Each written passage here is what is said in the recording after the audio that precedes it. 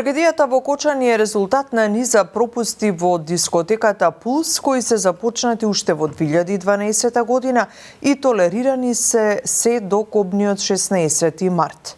Досега осомничени се вкупно 34 лица и за сите осомничени се бара притвор.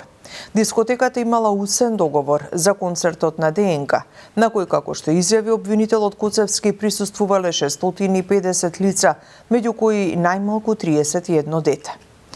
Во Кочани е Михајло Видимлиски. Михајло, дали уапсените градоначалници се донесени во суд?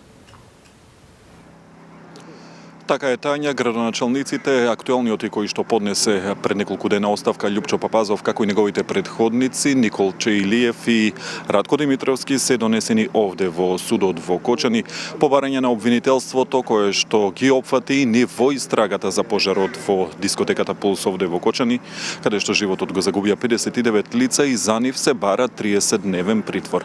Предходно обвинителот Коцевски ги посочи воглавно без да навлегува во детали сите сомневања за сторени кривични дела кои што биле направени, па така во однос на градоначалниците. Државниот обвинител Коцевски посочи дека тие не ги извршиле своите правни обврски согласно Законот за заштита и спасување.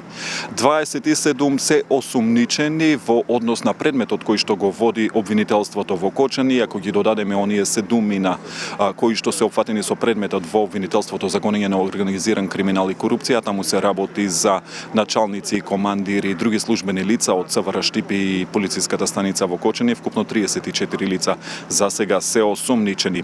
Помеѓу оние кои што се осумничени се бара притвор за нив, односно по завршувањето на краткотрајниот притвор се бара притвор од 30 дена овде во судот во Кочани. За сега информацијата последна што ја имаме е дека за веќе 22 лица се е определен притвор од 30 дена, со што и започна истрагата, додека во тек е распитот на градоначалниците кои што се осумничени. Дел од оние кои што претходно беа пред судија на претходна постапка и се спроведени веќе и во истражните затвори во Скопје, во Тетово, во Куманово, каде што тие остануваат во притвор. Помеѓу осумничените се сопственици, сегашни и претходни на дискотеката Пулс, но и лица вработени во Министерството за економија и пазарниот инспекторат и дирекцијата за заштита и спасување, меѓу нив и екс-министерот за економија Крешник Бектеши, за кој што од обвинителството посочија дека со неизвршување тие овозможиле објектот да работи како кабаре, иако не ги исполнувал условите за тоа. Исто така е приведена и сопственичка, односно управителка на фирма, која што на барање на сопственикот на дискотеката изготвила проект со кој што навела дека може да работи како кабаре, иако знаела дека тоа е невозможно. Во продолжение да слушнеме дел од изјавата на државниот обвинител Коцевски во однос на за сега осумничените.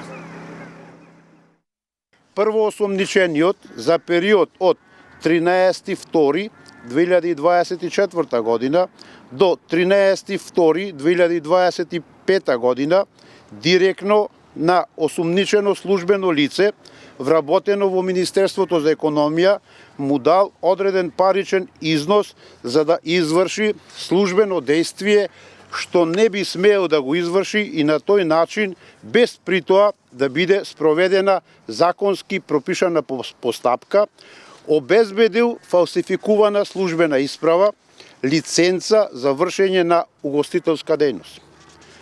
Поради тоа, против вработениот во Министерството за економија е поведена постапка и за примање на подкуп од член 357 од Кривичниот законник.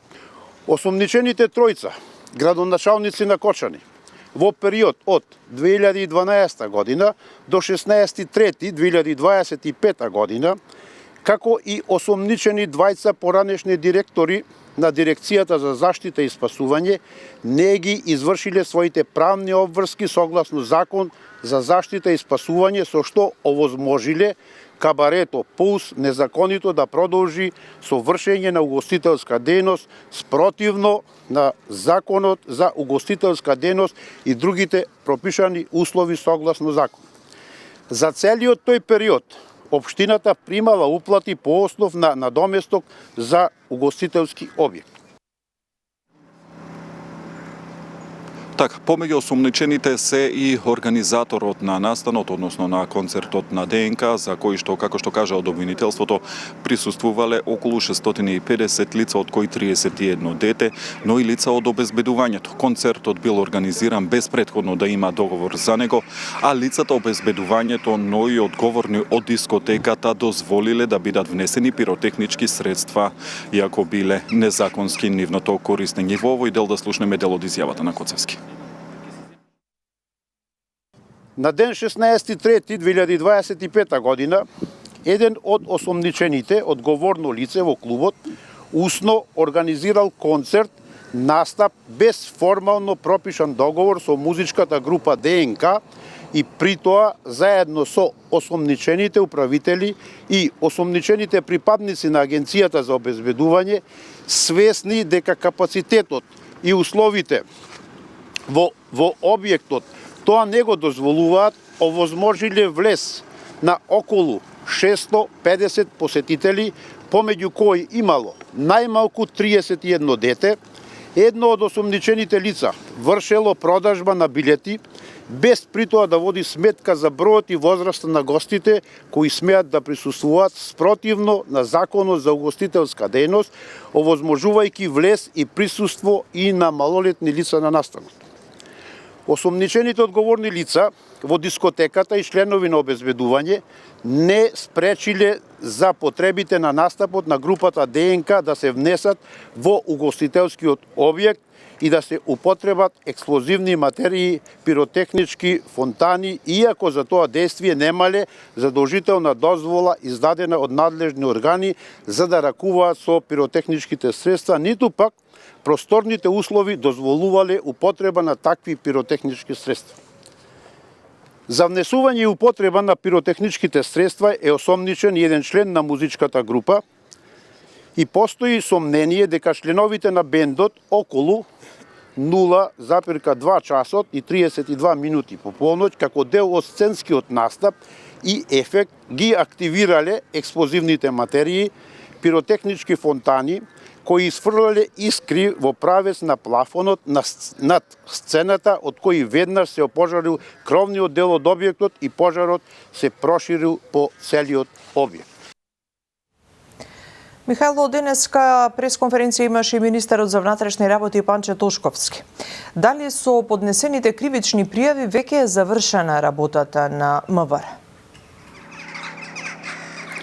Така е, Тања, министерот за внатрешни Панче Тошковски денеска на пресконференцијата посочи дека овде не застанува работата на истражните органи, ниту на Министерството за внатрешни работи, но претходно и од обвинителството соопштија дека овде не завршуваат сите действија, дека сепак и списокот на осомничени понатаму останува отворен, ги повикаа и сите граѓани кои што имаат било каква информација околу целиот овој настан да пријават и во обвинителството.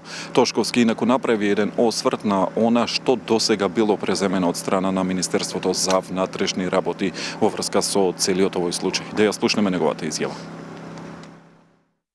Нема нормален човек што би заштитил некого за кого постојат индиции за директна или индиректна одговорност.